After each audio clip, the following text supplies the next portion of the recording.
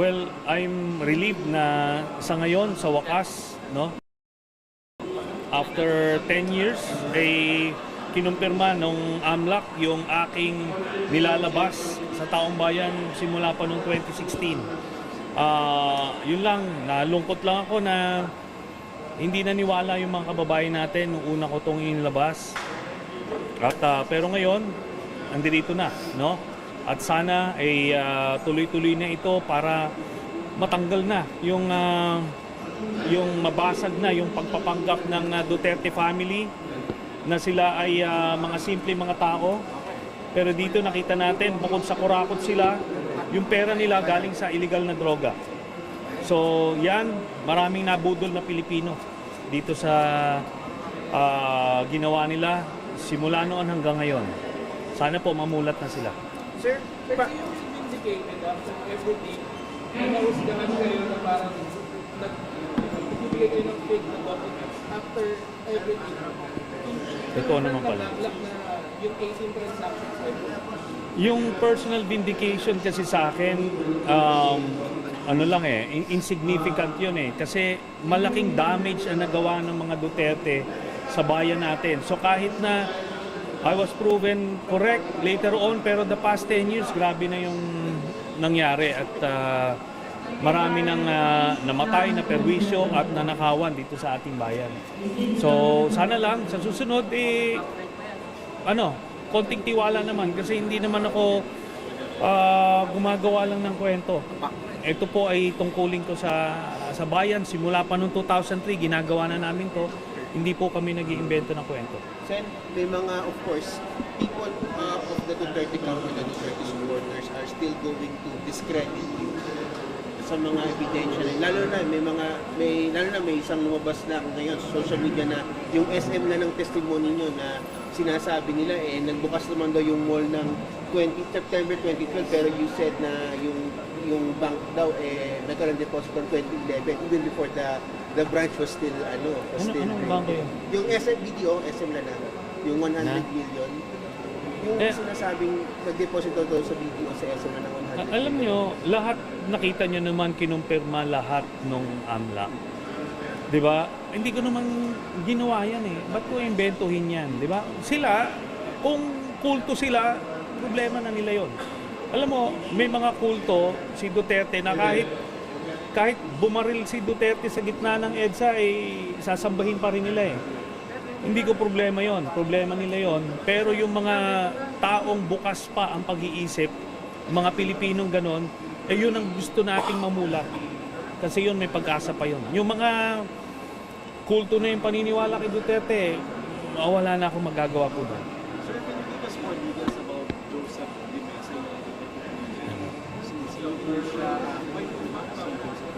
Hindi ko na po siya na follow up kasi importante po is yung mga dokumento kung totoo yun and eventually nakumpirma namin at ito nga kinumpirma pa ng AMLAC.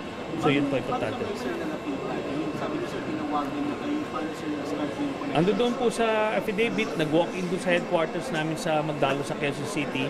Tapos binet initially nung staff namin, tapos eventually ni-set up yung meeting. Tinignan ko. So yun, chinek namin yung mga dokumento after. Yun po yun. Parang safe siya kay Madrianes kung may malapit din sa pamilya. Yun ang claim niya. No. Malapit siya sa isang kamag-anak na nagtatrabaho sa isang ahensya ng gobyerno. Yun ang sinabi ko sa affidavit. I believe so. Tuloy-tuloy pa rin yan. Kasi hanggang sa dulo ng termino ni Duterte ay nagpapaluwal siya ng pera.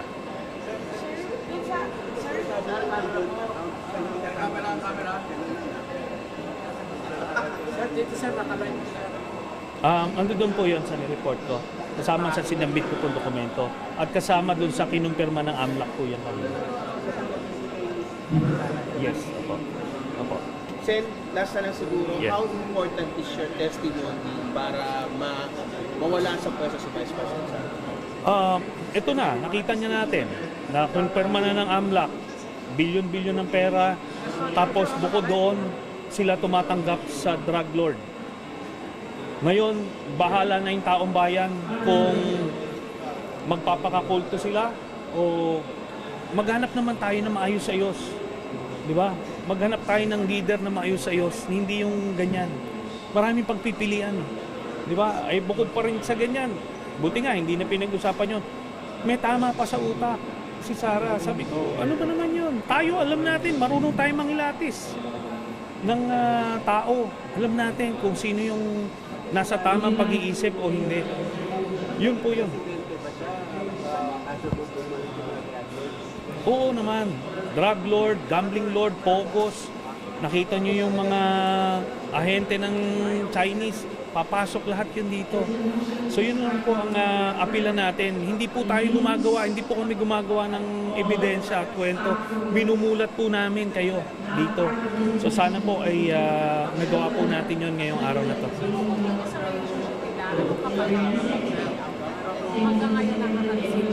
Hindi, si Duterte, partner siya nila Michael Yang Sammy Uy simula pa noong 2001. Sila ang nagpalaganap ng kartel sa Davao. Yung binabanata nila, pinapatay nila yung mga kompetensya nila. Kaya na-control nila yung droga sa Davao. Tapos, nung nagkaroon pagkakataon sa national na yung na-centralize nila yung na-monopolize nila yung illegal drug trade. Sila na, kaya tunay-tunelada na yung pumapasok sa customs na. Yung mga shabu laboratory na mga maliliit na hindi kanila, binasag nila, kasi kompetensya yon. Yung supply kanila na, diretso na sa customs. Wala na sila sa pwesto. Di ba pinaguhuli na ni President Marcos yun, yung may mga general. Kaya nga nahinto yan. Makita nyo, nung panahon lang ni Duterte, nagkaroon ng tunay-tuneladang importation ng shabu sa Pilipinas. Ngayon wala na. Kasi nga, kasabwat nila, customs, lahat.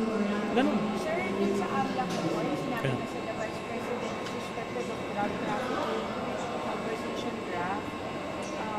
How do you respond to that? How do you interpret that? Yung finding na yun ng AMLAC that she is being suspected of this crime. Yes, yun na po yun. Magandang konfirmasyon yun doon sa aking mga allegations. Yun po yun.